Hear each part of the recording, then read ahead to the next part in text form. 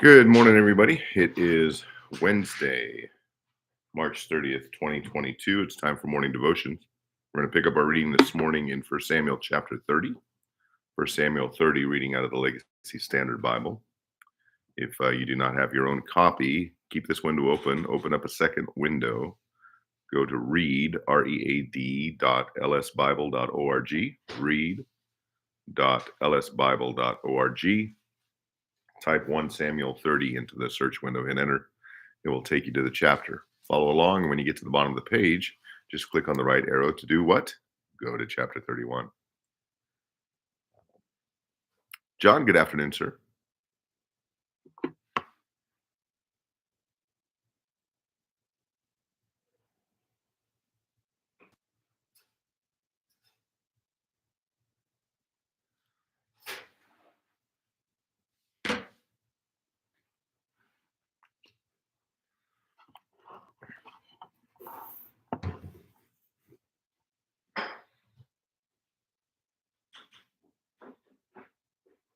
Patrick, good morning.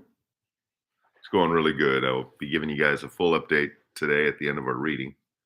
Um, spent time out at the University of Iowa yesterday, and between the two of us, had a dozen or more gospel conversations. I'll fill you in. It was really good. So, sunrise to sunset is the future of sunset. Did she actually say that, Bill? Good morning. Kamala Harris apparently said sunrise to sunrise is the future of a sunset. So she's not reading Confucius, she's reading confusing, apparently.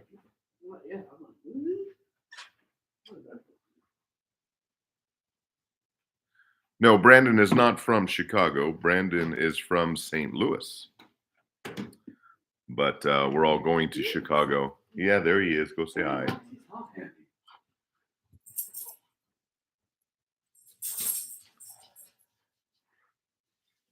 We're all going to Chicago Saturday. Last full day of ministry for the Timothy Project. Try to go out to Chicago for the day. So.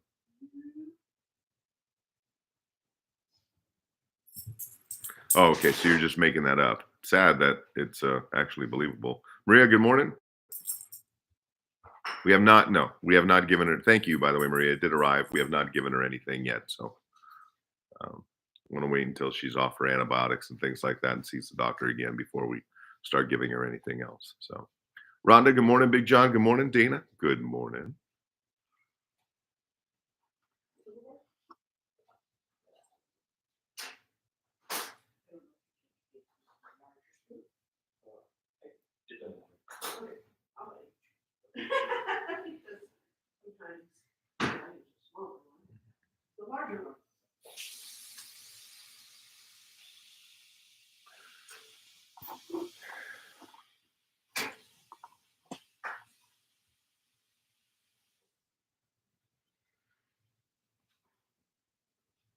So he was late coming up here this morning. So find some way to penalize him today while we're out on the streets. Not sure what I'm gonna do, but yeah, Dana. Brandon is from St. Louis. He is a member of Christ Fellowship Bible Church in St. Louis, pastored by Jeff Kirkland, one of my best friends. And he's up here for the week for the Timothy Project.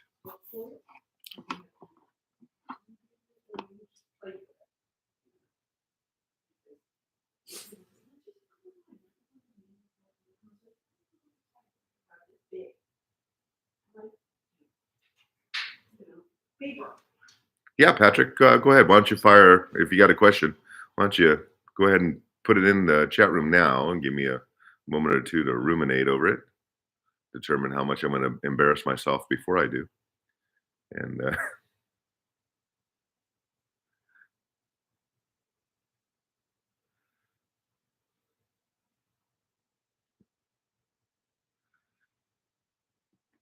so if you're logging in the midst of a conversation, you've probably heard St. Louis and you've probably heard Chicago. St. Louis is where Brandon is from. Chicago is where we're going Saturday for a day of ministry. Right now, including Brandon and I, there will be 8 of us from my church going to Chicago for a day of street ministry. Robin, good afternoon, sis. Yeah, St. Louis is a neat place, and because of my relationship with the church down there, I usually get down there about once a year. So,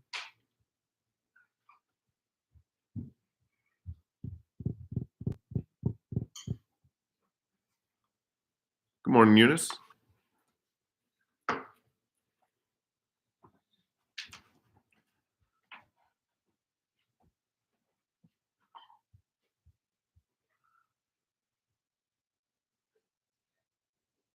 Oh, yeah, yeah. All of my so the tracks that I've personally written are published through Marv Clementosh at 1milliontracks.com, one milliontracks.com.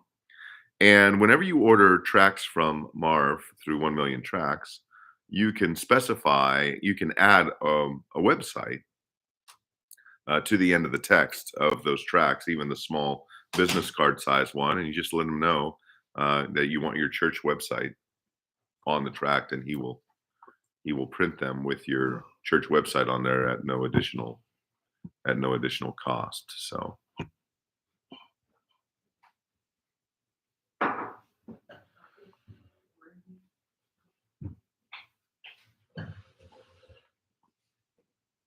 really, how long, Dana? How long did your dad serve with St. Louis PD? That's interesting.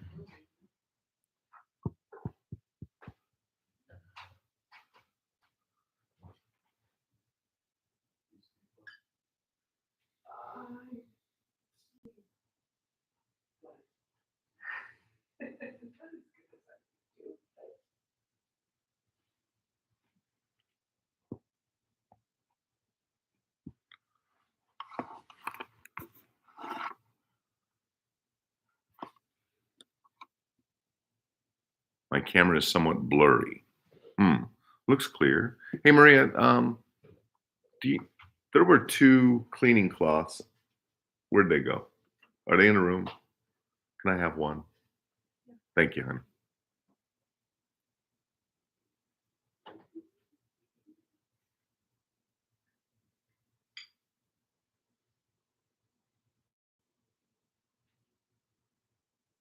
In 66 for 3 years and then moved to Boulder for 32 years. Well, is your uh, Dana, is your dad still alive? Is he still with us? There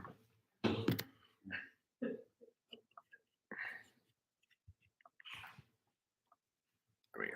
That's the best I could do. If it's still blurry, Maria, clean off your screen.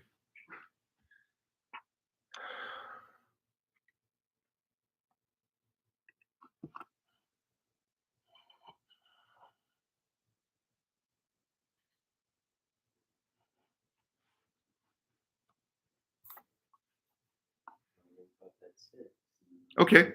Dana, if you want to email me, I would love to send your dad a copy of my book, Take Up the Shield, as a gift to him. So email me at thelawman104@gmail.com, and just give me an address, give me his name and an address where you want me to send it, and I will get that book out to him probably early next week, since Brandon's got me pretty busy this week.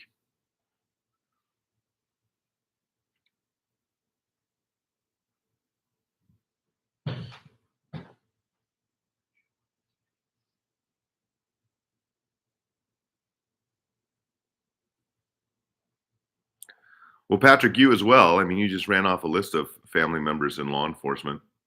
If you want to send me some addresses, I will send them each a copy of my book. Would be happy to do it.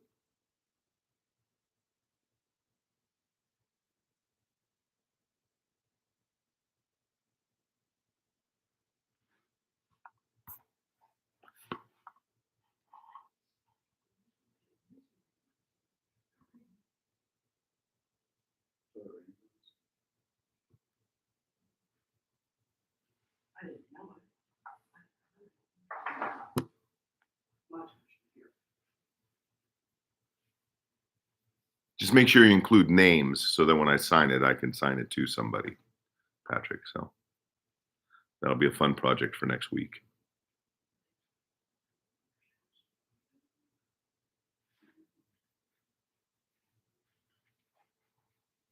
They're talking about what for next week? Did you say they're talking about thunderstorms for next week? No. Oh, I'm sorry. I thought I heard you say that. Because No, they suggested that it's possible last night. oh, okay. Because after a full week with Brandon, I'm going to need to unwind on the lake. And so I want it to be clear sky so I can go fishing next week. I So. don't know how long. I thought you said it was supposed to be nice next week. You're my personal weather person. Remember how much things change, I know. All right. Okay, so we're going to get started with our reading. We'll finish up 1 Samuel today. We'll start 2 Samuel. And then following our reading, I will give you an update of our Brandon and I, our ministry out at the University of Iowa yesterday. We had a wonderful day out there in spite of the weather.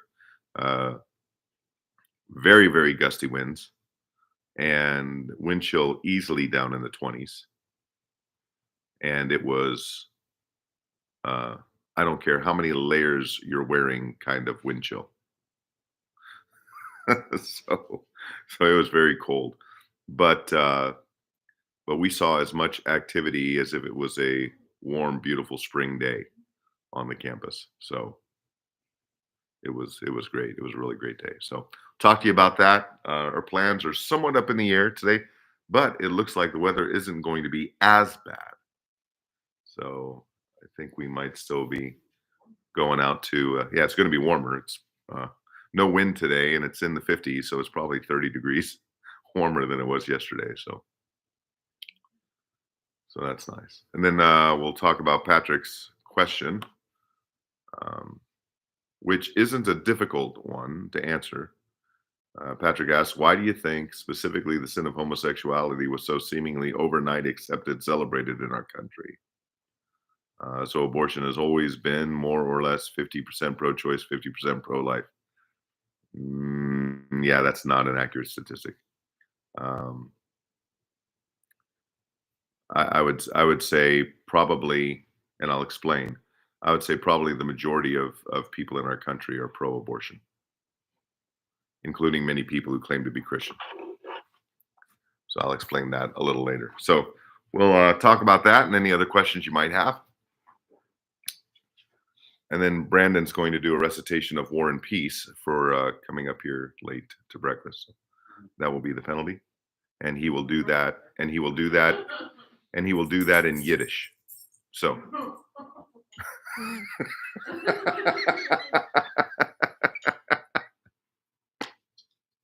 And if he pulls that off, he will now lead the Timothy Project, and I will be the student. And I will just be saying, yes, master, all day long. Yes, sensei. All right. Okay, let's begin our time. Let's begin our time in a word of prayer. And again, if you're new with us and you don't have a copy of the Legacy Standard Bible, which is Robin from the Netherlands says you have to do that while standing in ice water. All right. Yeah. Without shivering. There could be no chattering of the teeth, or you'll have to start over. He just pulled out his copy of War and Peace, and unbeknownst to me, his only copy is in Yiddish. I don't know how that happened. The ESV. It might be the ESV Bible, but it could be War and Peace in Yiddish. I don't know. Oh, and here's your complimentary Roxy sighting before we get started. She's been enamored with our new friend this week. It's one more person to pay attention to her, so she's milking it for all it's worth. So, Roxy, turn around. Let him see your face, not your butt. Come here. Come here. Come here. Come here. No, it's not playtime. It's not. It's not playtime. It's not playtime. Clown. Yeah. All right. All right. So if you don't have your own copy of the Legacy Standard Bible, then just go to open up a second window type read, read.lsbible.org. And then that'll take you directly to the search page. Go to 1 Samuel 30 in the search window, hit enter, and follow the science to 1 Samuel chapter 30. Follow the science. I did say that. Follow the science. I did. Oh. Yes, it's kind of like a sarcastic thing I say almost every morning. Then.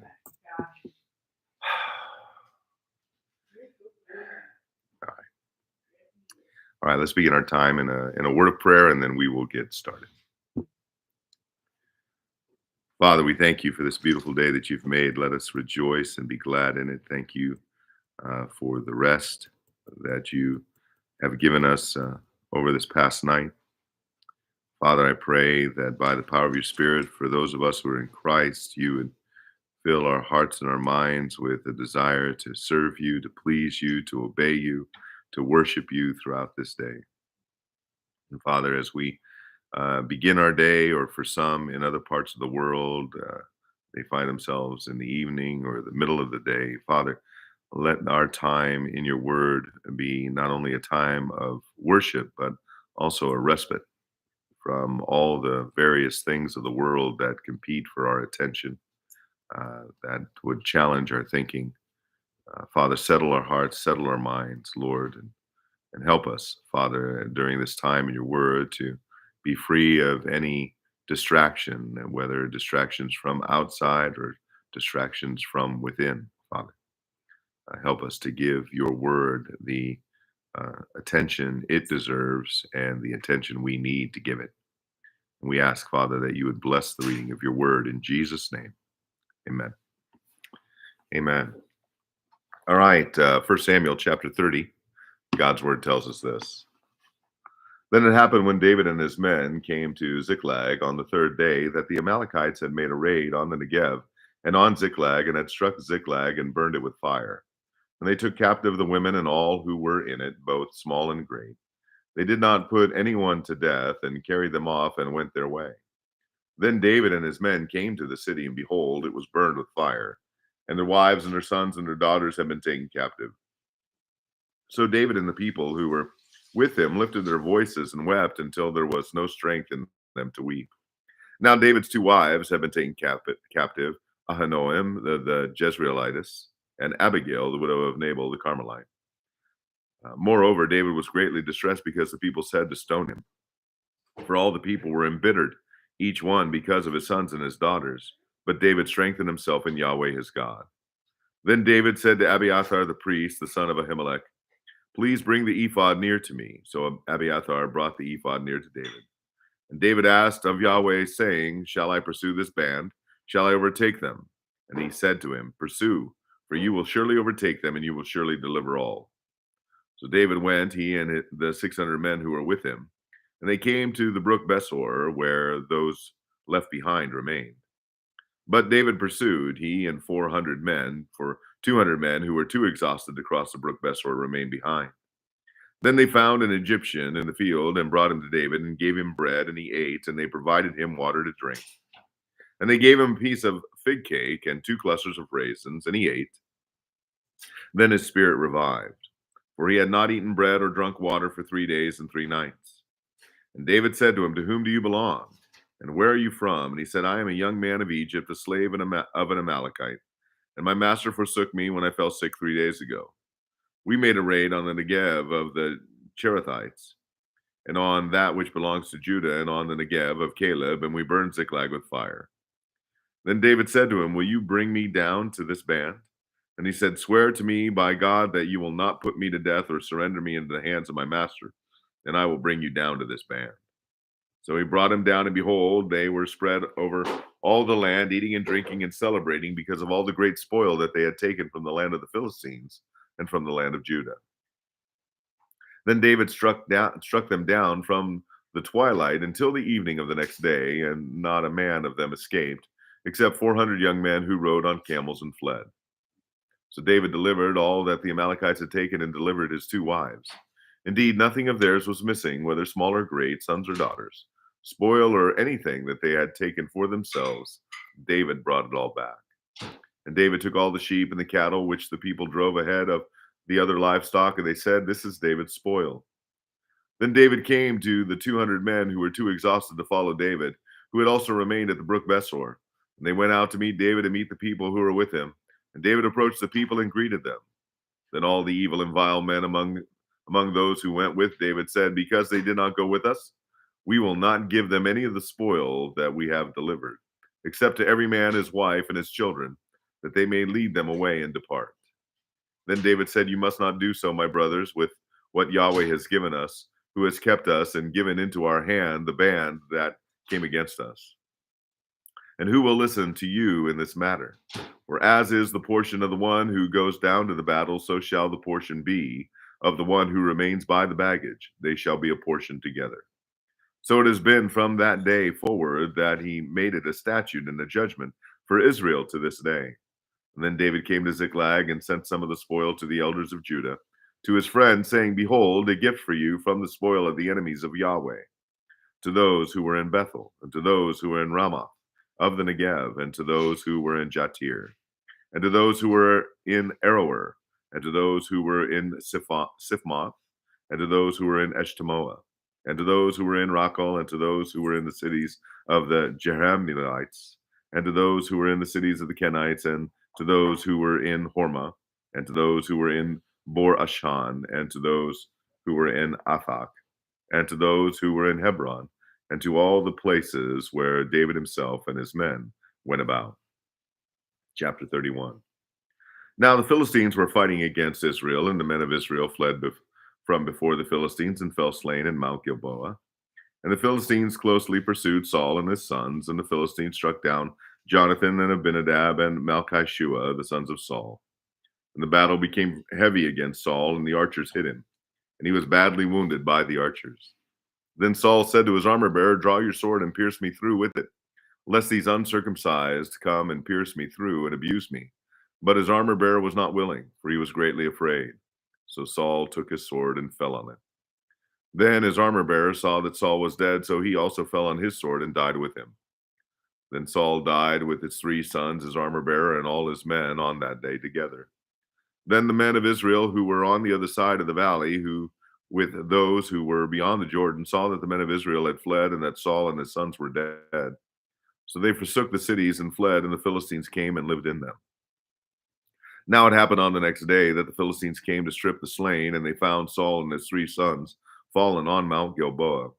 Then they cut off his head and stripped off his weapons and sent them all around the land of the Philistines to proclaim the good news to the house of their idols and to the people. And they placed the weapons in the house of Ashtaroth and fastened his body to the wall of Bethshan. Then the inhabitants of Jabesh Gilead heard what the Philistines had done to Saul. So all the valiant men arose and walked all night and took the body of Saul and the bodies of his sons from the wall of Bethshan. And they came to Jabesh and burned them there. And they took their bones and buried them under the tamarisk tree at Jabesh and fasted 7 days. 2 Samuel chapter 1. Now it happened after the death of Saul that David returned from striking down the Amalekites. Then David remained 2 days in Ziklag.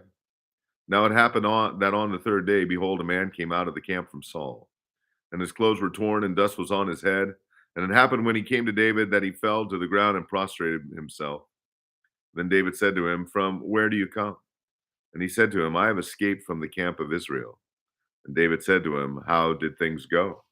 Tell me now." And he said, "The people have fled from the battle, and also many of the people have fallen and are dead. And Saul and Jonathan his son are dead also." So David said to the young man who told him, "How do you know that Saul and his son Jonathan are dead?" And the young man who told him said, "By chance I happened to be on Mount Gilboa, and behold, Saul was leaning on his spear, and behold, the chariots and the horsemen pursued him closely. Then he turned to look behind him, and he saw me and called me, and I said, 'Here I am.' And he said to me, 'Who are you?' And I answered him, 'I am an Amalekite.' Then he said to me, 'Please stand beside me and put me to death, for agony has seized me, because my life still lingers in me.' So I stood beside him and put him to death, because I knew that he could not live after he had fallen. And I took the crown which was on his head and the bracelet which was on his arm, and I have brought them here to my Lord." Then David took hold of his clothes and tore them, and so also did all the men who were with him. And they lamented and wept and fasted until evening for Saul and his son Jonathan, and for the people of Yahweh and the house of Israel, because they had fallen by the sword. And David said to the young man who told him, "Where are you from?" And he answered, "I am the son of a sojourner, an Amalekite." Then David said to him, "How is it you were not afraid to send forth your hand to destroy the anointed of Yahweh?" And David called one of the young men and said, "Approach and fall upon him." So he struck him and he died. And David said to him, "Your blood is on your head, for your mouth has answered against you, saying, I have put the anointed of Yahweh to death." Then David chanted with this funeral lament over Saul and Jonathan his son. And he told them to teach the sons of Judah the song of the bow. Behold, it is written in the book of Jasher. Your beauty, O Israel, is slain in your high places. How have the mighty fallen? Tell it not in Gath, proclaim it not in the streets of Ashkelon. Lest the daughters of the Philistines be glad, lest the daughters of the uncircumcised exult. O mountains of Gilboa, let not dew or rain be on you, nor fields of offerings. For there the shield of the mighty was defiled, the shield of Saul, not anointed with oil. From the blood of the slain, from the fat of the mighty, the bow of Jonathan did not turn back, and the sword of Saul did not return empty. Saul and Jonathan, beloved and pleasant in their life and in their death, they were not separated. They were swifter than the eagles, they were mightier than lions.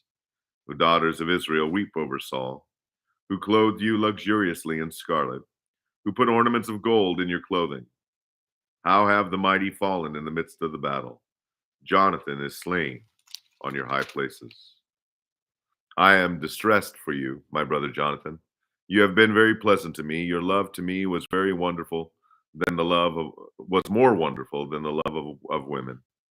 How have the mighty fallen and the weapons of war perished? Chapter 2. Now it happened afterwards that David asked of Yahweh, saying, "Shall I go up to one of the cities of Judah?" And Yahweh said to him, "Go up." So David said, "Where shall I go up?" And he said, "To Hebron." So David went up there, and his two wives also, Ahinoam the Jezreelitess, and Abigail the wife of Nabal the Carmelite. And David brought up his men who were with him, each with his household, and they lived in the cities of Hebron. Then the men of Judah came, and there anointed David king over the house of Judah. And they told David, saying, "It was the men of Jabesh Gilead who buried Saul."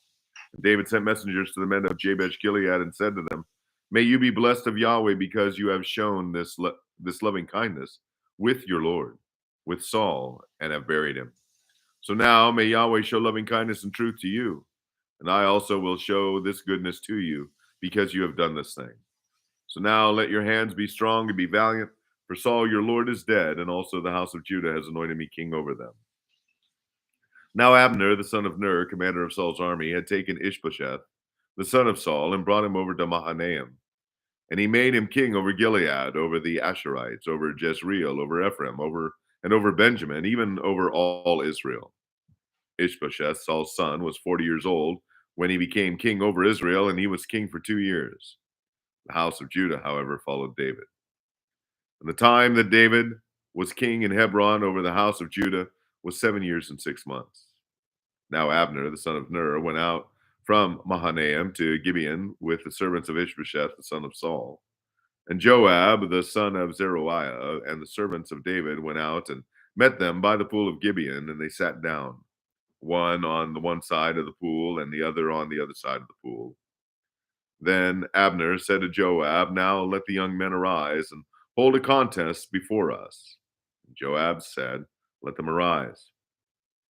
So they arose and went over by count 12 for Benjamin and Ishbosheth, the son of Saul, and 12 of the servants of David. And each one of them seized his opponents by the head and thrust his sword in his opponent's side, so they fell down together. Therefore that place was called Helkath Hazarim, which is in Gibeon. And that day the battle was very severe, and Abner and the men of Israel were defeated before the servants of David.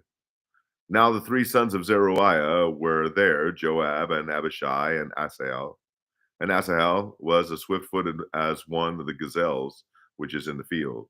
And Asahel pursued Abner and did not turn to the right or to the left from following Abner. Then Abner turned to look behind him and said, "Is that you, Asahel?" And he said, "It is I." So Abner said to him, "Turn to your right or turn to your left." and seize one of the young men for yourself and take for yourself as spoil. But Asahel was not willing to turn aside from following him. And Abner repeated again to Asahel, turn aside from following me. Why should I strike you to the ground? How then could I lift up my face to your brother Joab? However, he refused to turn aside. Therefore Abner struck him in the belly with the butt of the spear, so that the spear came out at his back. And he fell there and died on the spot. And it happened that all who came to the place where Asahel had fallen and died stood still. But Joab and Abishai pursued Abner. Now the sun was going down, and they came to the hill of Ammah, which is in front of Giah by the way of the wilderness of Gibeon. And the sons of Benjamin gathered together behind Abner and became one band, and they stood on the top of a certain hill. Then Abner called to Joab and said, shall the sword devour forever? Do you not know that it will be bitter in the end? How long will you refrain from telling the people to turn back from following their brothers? And Joab said, as God lives, if you had not spoken, surely then the people would have only gone away in the morning, each from following his brother. So Joab blew the trumpet, and all the people stood still and pursued Israel no longer, nor did they continue to fight any more. But Abner and his men went through the Arabah all that night. So they crossed the Jordan, walked all morning, and came to Mahanaim. Now Joab returned from following Abner, and he had gathered all the people together. And 19 of David's servants beside Asahel were missing. But the servants of David had struck down many of Benjamin and Abner's men, so that 360 men died. And they took up Asahel and buried him in his father's tomb, which was in Bethlehem. Then Joab and his men went all night until day dawned at Hebron. All right, we will stop there this morning. We will pick up tomorrow, Lord willing, in 2 Samuel chapter 3. 2 Samuel chapter 3. All right, so while you have your Bibles, open up to Romans chapter 1. Romans chapter 1, and we will handle Patrick's question. Many of you should just about have this passage memorized since I've referenced it so many times over the years. Again, Patrick's question, why do you think specifically the sin of homosexuality was so seemingly overnight accepted, celebrated in our country? Then he adds, so abortion has always been more or less 50-50, pro-choice, pro-life. That's not true. We'll talk about that too. All right. So Bill alluded to this, and he referenced a book I have not read, a book by, where is it?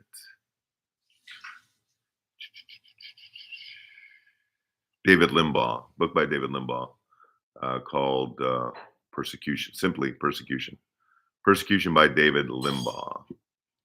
I posted the second part of that below, he said, Patrick did. Okay, I see it. As recently as the early 2000s, most people were still against gay marriage. Proposition 8, where you lived, yeah, blame it on California, that's easy. Passed in like every county outside the Bay Area. Yeah, okay. So this did not happen overnight. I don't know what David Limbaugh's take is on it, but I would agree with the premise that this did not happen overnight. Certainly, we could trace that abominable sin all the way back to Sodom and Gomorrah, and it didn't go away. It's only progressed, and what we see in Romans 1 is a progression of wickedness, a progression of depravity, and a progression of God's wrath of abandonment. Okay? So beginning in verse 18 of Romans chapter 1, for the wrath of God is revealed from heaven against all ungodliness and unrighteousness of men who suppress the truth in unrighteousness, because that which is known about God is evident within them, for God made it evident to them. For since the creation of the world, his invisible attributes, both his eternal power and divine nature, have been clearly seen, being understood through what has been made, so that they are without excuse. For even though they knew God, they did not glorify him as God or give thanks, but they became futile in their thoughts, and their foolish heart was darkened. Professing to be wise, they became fools, and exchanged the glory of the incorruptible God for an image in the likeness of corruptible man and of birds and four-footed animals and crawling creatures. Therefore God gave them over in the lusts of their hearts to impurity, so that their bodies would be dishonored among them. For they exchanged the truth of God for a lie, and worshipped and served the creature rather than the Creator, who is blessed forever. Amen. For this reason, God gave them over to dishonorable passions. For their females exchanged the natural function for that which is unnatural. So the progression went from sexual immorality in a general sense to now progressing to homosexuality. Here specifically mentioning female homosexuality, lesbianism. For this reason, God gave them over to a dishonorable passions, for their females exchanged the natural function for that which is unnatural. And in the same way, also, the males abandoned the natural function of the female and burned in their desire toward one another, males with females, or males with males, rather, committing indecent acts and receiving in their own persons the due penalty of their error. And just as they did not see fit to acknowledge God, God gave them over to an unfit mind. So from sexual immorality to the deviancy of homosexuality and whatever letter you want to add to the alphabet soup of depravity, progress to that. And now God has given them over to an unfit mind to do those things which are not proper. Then Paul runs over a litany of sin. Having been filled with all unrighteousness, wickedness, greed, evil, full of envy, murder, strife, deceit, malice, they are gossips, slanderers, haters of God, violent, arrogant, boastful, inventors of evil, disobedient to parents, without understanding, untrustworthy, unloving, unmerciful. And then verse 32, although they knew the righteous requirements of God, that those who practice such things, not only the debaucherous sins of sexual immorality, but all the other sins listed, that those who practice such things are worthy of death, they not only do the same, but also give hearty approval to those who practice them. And that's where we're at today. As this progression in wickedness continues, as God, uh, steadily, uh, maybe not even as gradually as he once did, but consistently, steadily continues to remove his hand of restraint from those who are in rebellion against God. God's wrath of abandonment is on the people, to the point now that not only are people committing these shameful acts, but the rest of the world is giving hearty approval to those who do them. So there's been nothing quick about this progression. There's nothing surprising about this progression. You simply take Romans 1, verses 18 through 32, and you lay it atop the cultures that we see today, and you see the progression over time. Now, one of the reasons why it may appear to be happening so quickly now is with the advent of things like social media, where at the push of a button, you can be exposed to all the depravity you want in a millisecond. And uh, the the ideas that once took a letter to express can now be expressed in a text or an email or a Facebook post or TikTok or something else. And that progression also includes the universities, at least here in the United States, the universities going from places where the Bible was taught and revered to places now where the Bible is mocked and disdained. And that adds to that as well. And then Patrick mentions, um, Patrick mentions abortion. There are fewer people who are quote unquote pro life than you think. Uh, in many instances, the term pro life is synonymous with pro abortion. Well, how is that possible? Because there are many people, including many professed Christians, who would allow for abortion uh, uh, in cases of rape or incest, or, of course, the gotcha one, quote unquote, the life of the mother, which is so rare, the percentages are almost infinitesimal. And so there are people who profess the name of Christ who would still allow for abortion. And there in Romans 1:32, they not only do the same, but also give hearty approval to those who practice them. So to your question, Patrick, at least regarding uh, the the seeming rapid advent of acceptance of homosexuality, there's been nothing rapid about it. Of course, the sin, that kind of sin, has been around as long as sin has been around, and the progression, the what you're seeing is not so much a progression of the evil, although it might be more visible now than it was before. But you're seeing a progression of the acceptance of that evil, and that falls right in line with Romans 1:32. So, okay, all right. So I don't know. There's a lot of chatter in the chat room now over that. No one's asking for my head. That's good. Uh,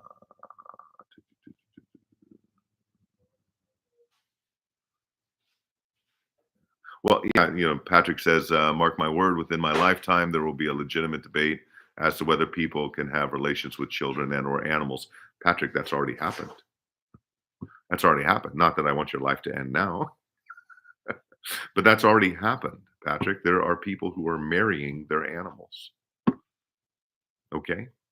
And so, yeah, again, God's wrath of abandonment is upon the people, is hands of restraint that keeps people from being as depraved as they can be, is, to a certain extent being removed. And so the things that you mentioned that you think you'll see in your lifetime are already taking place. They're already taking place. So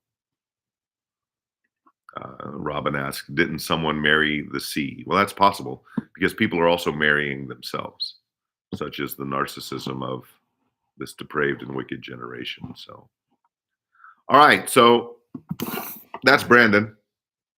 Yeah, that's Roxy. Extremely comfortable. She's extremely comfortable. So Brandon got here about, right on time, about 1 in the afternoon. In fact, I texted him. No, actually, you got here earlier than that. Yeah, you got here earlier than that. I texted him and said, hey, what's your progress? And he said, I'm outside. and I opened up the door, and there he is, getting out of his car. So Monday afternoon, we spent time out at Harrison and Locust. Had a really good conversation with a man named Stanley. Thank you, Stanley. In fact, you know what? Let me get that. You guys probably haven't seen that yet. So let me go grab that real quick here.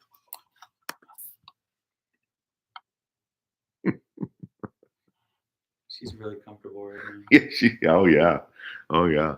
She is quite at her leisure right now. Talking about Roxy. All right, hang on here. Moving slow right now. Don't know why. There we go.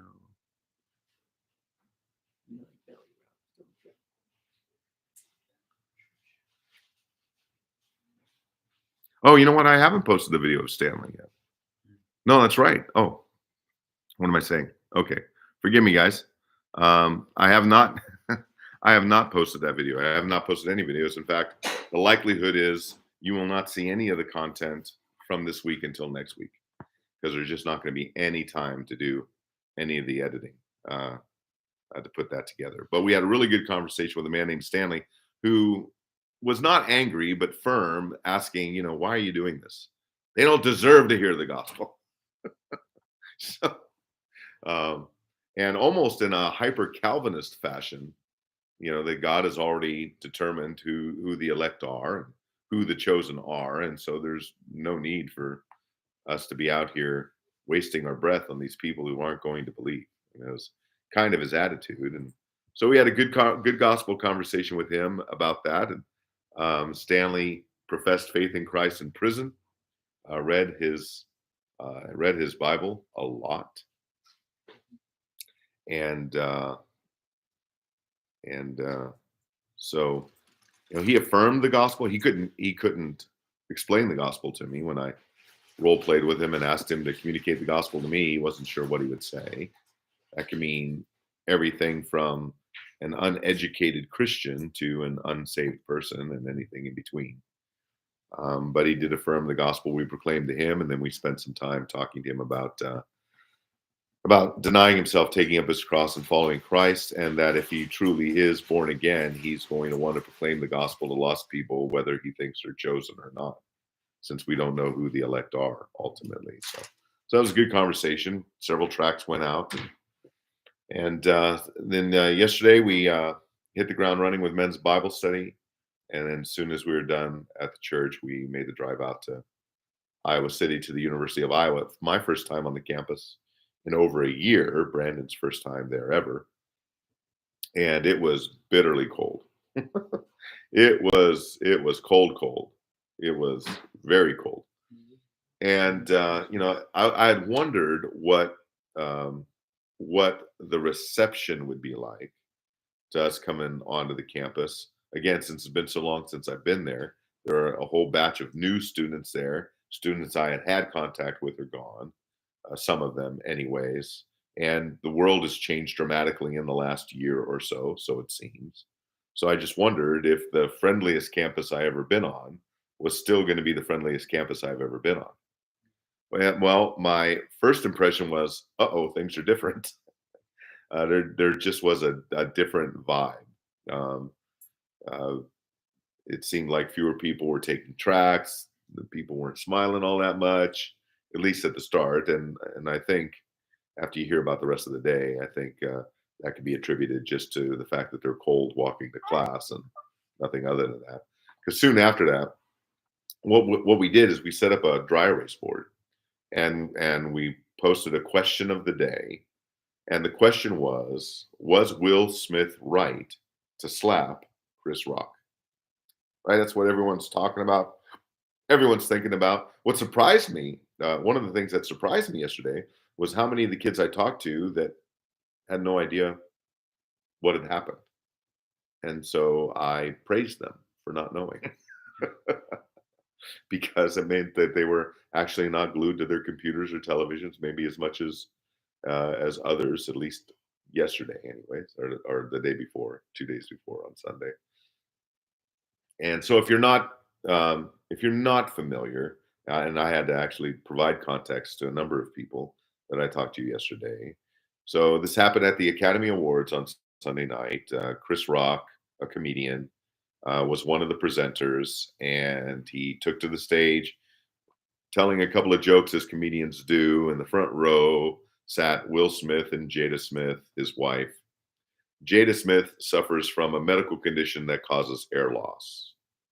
And so her hair was buzzed very, very short, shorter than mine, really only stubble to make it look even and what have you, because of this medical condition. She was also wearing a dark green dress, almost a military green.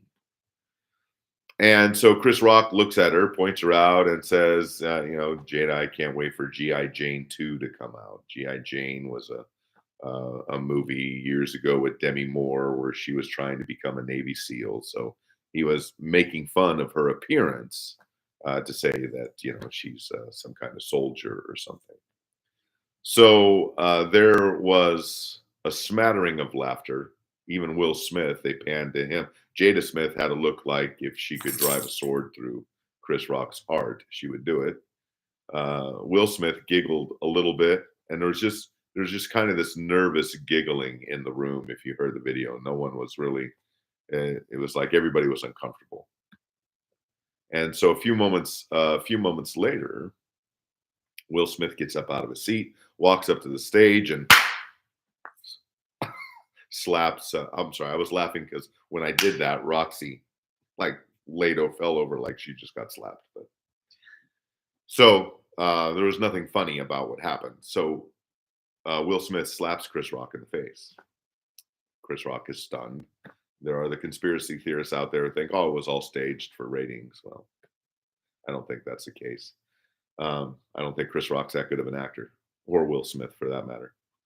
And so Will Smith goes back to his seat and then begins to, with expletives, begins to scream at Chris Rock to keep his wife's name out of his mouth. So that's the story. That's the context. And that's how I had to explain it to some of the students there. And so that was our question of the day on the dry erase board. Was Will Smith right by slapping Chris Rock? And then we made it multiple choice. Yes, no, maybe, I don't know. And then underneath that, in big letters, I wrote the question, why? And now I've used a dry erase board out there at the University of Iowa over the years, many times. It's a great tool to encourage fish to jump in the boat, basically. And it proved to be the case yesterday. In fact, in spite of how terrible the weather was, there were more responses to that question than any other question I've posed in the past. I think by the end of our time there, we had 50 responses. 50 responses to that question, which led to more than a dozen gospel conversations between Brandon and I. We were almost nonstop in both of us in conversations with different people, and along the way, we also got to encourage a few Christians, not only people who profess to be Christians, but people that Brandon and I agreed were likely our brothers or sisters in Christ, students there. So we were able to encourage them as well. One young man in particular named Jonathan actually handed me a gospel tract. And I told him how rare that is for to ever be handed a gospel tract by a Christian. And I still haven't read the tract. It's in the box in my car. I got to take a look at that. But he says, yeah, I carry these on me and I hand them out on campus while I'm at school, and shared his testimony with me. And no reason for me not to give him the benefit of the doubt as to his faith in Christ. Brandon talked to a young lady named Sophie, who is with the Navigators campus group there, and they had a wonderful conversation. So there were a number of Christians we got to encourage, and we had some very fruitful conversations with unbelievers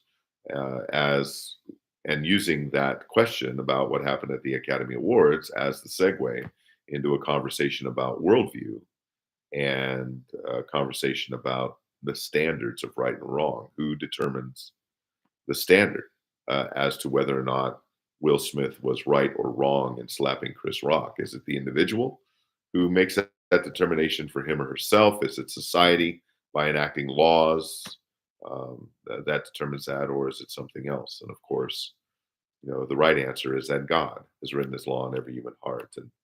And so by using that recent incident that a lot of people are talking about, we were able to transition very easily into a bunch of gospel conversations. So one young man I talked to, his name was Kaya.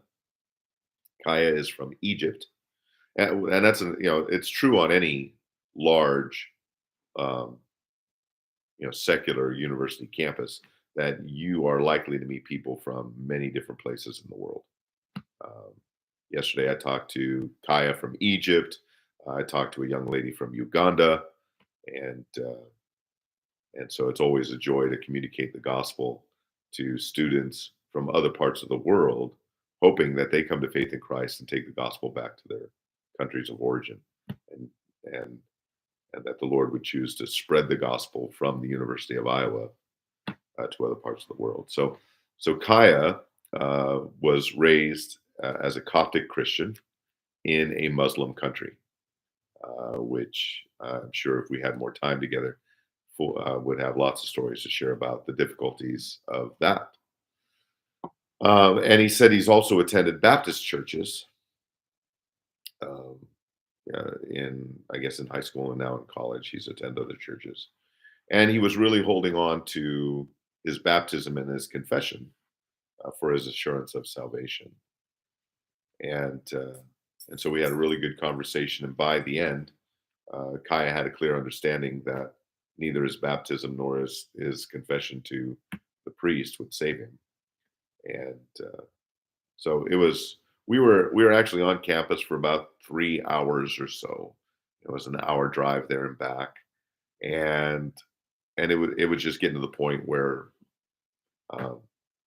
we were actually mumbling. because our lips were so frozen it was hard to talk. It was that cold.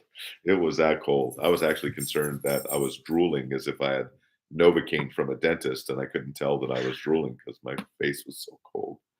So, but it was a great day. We're going to go back there tomorrow. Weather should be a little better tomorrow, we're hoping.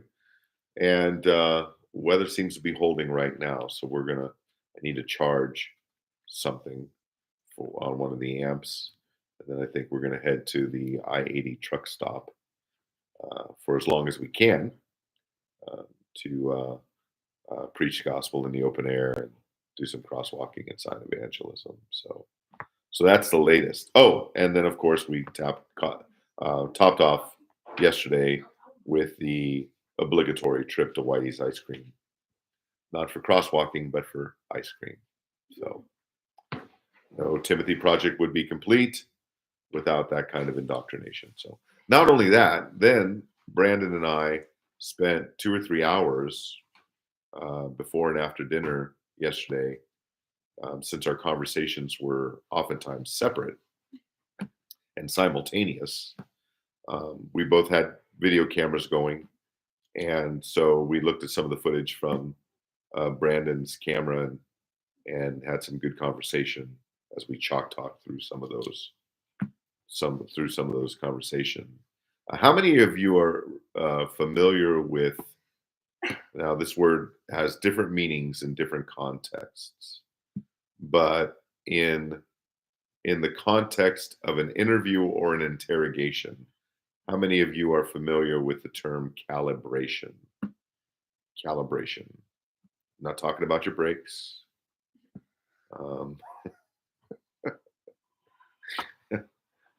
So, and while I'm waiting to hear if anyone's ever heard of that. Oh, oh man. I'm going to ask him. I'm going to ask him how many times he's heard that joke.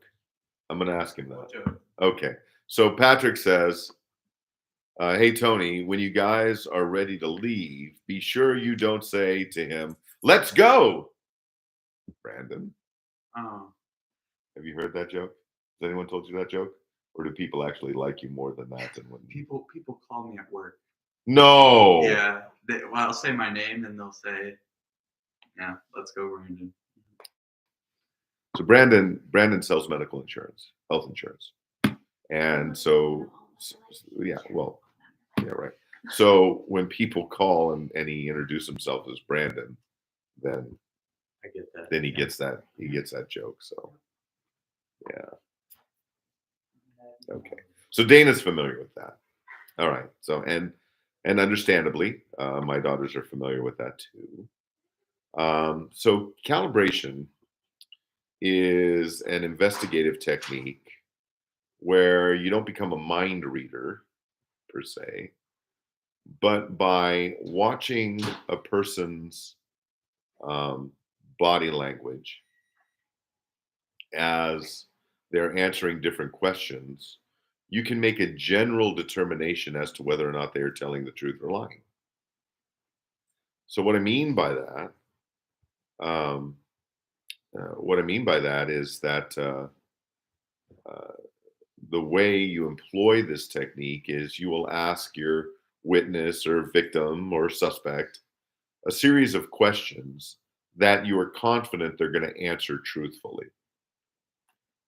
Questions that aren't going to get them in trouble, questions that they have no reason to lie about. What's your name? What's your address? How tall are you? What color car do you drive? That kind of thing. And even with the most simplest questions, people will oftentimes pause as they're formulating their answer in their mind. And when people are telling the truth, and it varies from person to person. But for instance, if you were to ask me those questions, I might look up to the right as I'm considering what I'm going to say, and then I'll look at you and I'll tell you the truth. And time again, as I'm thinking about my answer, I'll look up to the right and I will and and then I will tell you the truth. And then when you start pressing them on something and you're asking them questions that you think they're going to lie about, they might look up to the left or look down to the left. They'll look in another direction, and they will do that consistently. And so there was one conversation that Brandon had with a young man, professing Roman Catholic, who oddly enough affirmed the gospel and aspects of the law and things like that. Don't know if it was because he was believing what he was being told, or if he was just acknowledging he understands what he was being told. But there was no argument of any kind with this young man. And so Brandon asked him a question. What do you think is going to happen to you when you die? And he, in his case, he looked off to his right, and then looked forward, and then gave his answer and looked to the left as he was saying it. And I go, wow! Me, anyways. Wow, look at that! And Brandon's looking at me like, what?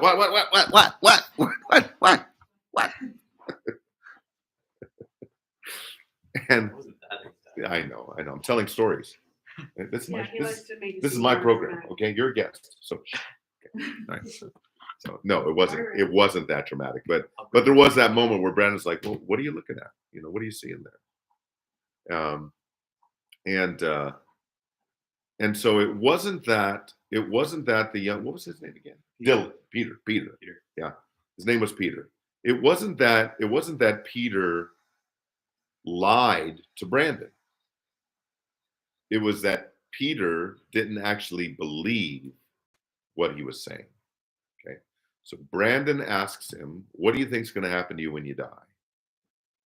He looks in one direction as he's thinking of the honest answer to that question. Turns forward, begins to answer, turns the opposite direction. Well, I believe I'm a good person. I'm hopeful that I think I'm going to go to heaven. I said, Brandon, he doesn't believe what he's telling you. So what do you mean he doesn't believe it? He doesn't believe the answer he's giving you. Because he looked in the opposite direction. Now look, this isn't a foolproof kind of thing, right? I mean, I even pointed it out while Brandon and I were watching the video. He did this other times where he was just distracted and looking at something, right? So you're trying to paint a full picture of what's going on in front of you, and so you don't want to see things or interpret things that aren't there, right? You don't want to be an eisegetical investigator where you're forcing your own desired content into the actions of the person in front of you. And so people turn their heads for all kinds of different reasons. They're distracted. I was having a conversation right next to Brandon and Peter. I think I might have been talking to Kaya during that conversation. And so there were a couple of times where he looked, in our direction, and it could have been because he heard something one of us said and was distracted or something like that. So then there was another thing when Brandon and Peter were talking about the situation involving Chris Rock and Will Smith. His speech was bright, very easy to hear and understand. He wasn't yelling or animated or anything, but his eyes were wide open. His intonation was bright. He spoke with a level of confidence, about his opinion as to what took place. But then when Brandon started asking him about what's going to happen to you when you die, well, his voice kind of dropped. His head dropped a little bit. He was almost a little bit mumbled. There was no confidence in his speech whatsoever. So all of these things, it made it clear to me that Peter didn't believe what it was that he was telling us. Peter had no hope. And so that was a good opportunity. And look, no matter what the person does in front of you, the gospel doesn't change. And it's the gospel that's the power of God for salvation, not our delivery of it, or not our emphasis on one thing or another. But if you're able to read some of these non-verbal and even verbal cues of the person in front of you, and you can kind of distinguish, what it is that they're thinking, and or what it is that they lack in their thinking, whether it's hope or peace or joy or something like that. And the unbeliever lacks all of that in any authentic way. You can then emphasize that in your gospel presentation. So if Brandon had picked up on the hopelessness that Peter had in his own answers to his questions, he could have emphasized the hope that is to be found in Jesus Christ. Now, doesn't make the gospel presentation any more powerful, but it may resonate differently with the person in front of you, right? So whether Brandon had emphasized hope or peace or joy or love or forgiveness or reconciliation as he's communicating the one and only gospel, the power is in the proclamation of that gospel, right? But these other cues and knowing how to read those, that's another tool that could be helpful in communicating the gospel. And so one of the things I made sure to emphasize to Brandon after flooding his mind with all of this stuff is that you should not expect to be able to do this tomorrow. This is 35 plus years of law enforcement and street ministry and talking to thousands and thousands of people that have allowed me to develop some of these things. And again, they're not foolproof, right? There's no magic here. There's no mind reading here. Even a bona fide polygraph test isn't admissible in court because they can be unreliable, right? Oh. All right. So I got a story for you. Brandon's making me do it. I've got to. Okay. All right. So back in the day, when I was a gang and juvenile crime investigator, they're going to get us a what? Oh, there she goes. A Maria sighting. That's always a good day for me. All right, so I'll just tell you this one story because I got to charge up this microphone so we can get out and hit the streets. Because after a while, he came up here to do evangelism, not to hear stories more than once.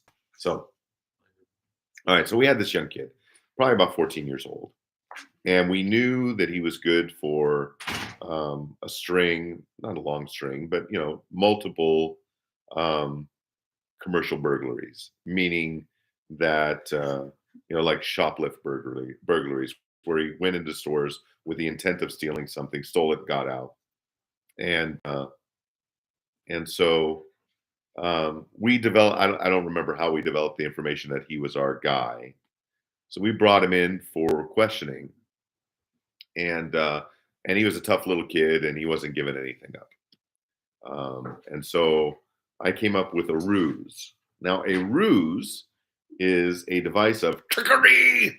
It's a device of trickery where you use something that might compel a guilty person to confess to something they have done, but does not go to the length of convincing an innocent person or compelling an innocent person to confess to something they haven't done. All right, does that make sense?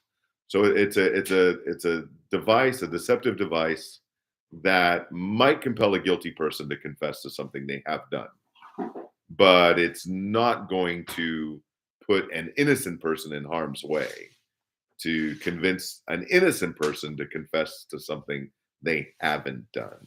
Okay, so this is a legal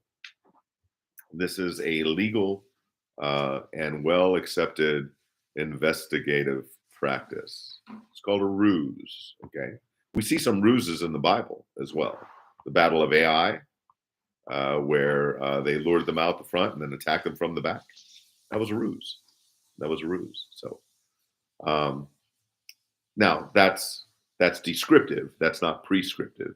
The Bible isn't prescribing ruses; it's describing a ruse. Okay, so you understand the difference between those. All right. So, anyways, for all of you who are going to go, oh, I can't believe Tony did that. I just wanted to soften the blow for you. Okay.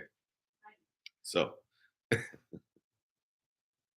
I got the obligatory I from my non-Italian wife in the kitchen. All right, so this kid's not giving anything up. He won't, he's not confessing, right? So I come up with an idea. I tell the young man that I would like him to take a polygraph test. And I really don't give him an option, right? So I said, I'll be right back. So I left him in the interrogation room. My partner and I went back to our desks. And I get on my computer, and in the biggest font I can get at the time in WordPerfect, I don't know, -4.0 or something. This was back when all computers could basically do was type words. So I type on the page in big letters, liar. So I make several copies of that. I print out several copies of that. So then I go to our Xerox machine, our copy machine, and I put those pieces of paper in the paper tray. Okay. So I bring the young man. Into our lie detector area, which is our photocopy machine, and because we didn't have a lie detector, we didn't have a polygraph machine. And so I take the kid's right hand and I put his right hand on the glass on the photocopier, and then I close the lid on top, gently close the lid on top of his hand. And then I ask him a question that I know he's going to lie to me about. I ask him the question and he answers, and then I hit copy. And then the paper comes out, right? And it comes out showing the photocopy, oh, I got a little blue there, showing the photocopy of his hand, right? And then I turn the paper over, liar! And the kid looks at me like, so I do it again. Put his hand on the glass, gently close the lid on his hand, ask him a question, he answers, I hit the copy button, out comes a piece of paper, shows a picture of his hand. I pick it up, I look at the back, turn it around, liar! So guess what the kid did? Okay, I did it. Oh, okay, all right. He confessed to everything. So the only reason I shared that story with you is because Brandon brought it up. That's why. All right. So, You kept it quite a while there.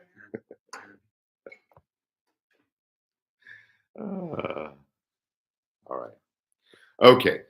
Well, you've all kind of gone silent in the chat room. Maybe you're in a state of shock. I don't know. It could take you the rest of the day to get over it. I'm over it already. Don't worry about me. And I'm going to email you, my brother. Good. Thanks, Patrick. I look forward to that. All right, we're done. You can be praying for me and Brandon today as we hit the streets, hopefully out of the rain. If the weather gets too bad, we might head over to the mall or a bus station or something like that. And so you be praying for us as we're out finding opportunities to communicate the gospel today. All right. So we will be back tomorrow at where were we? 2 Samuel chapter 3, I think, is where we stopped. What's that? Yeah, but we'll probably go after morning devotions. Oh, this time. Yeah, because I think that's the only thing we have slated for tomorrow. I think. That's all right. Anyways, yeah, we don't have to go at dark 30 tomorrow. So, all right, love you guys. Hope you have a blessed day, and I'll look forward to seeing you tomorrow. Bye-bye.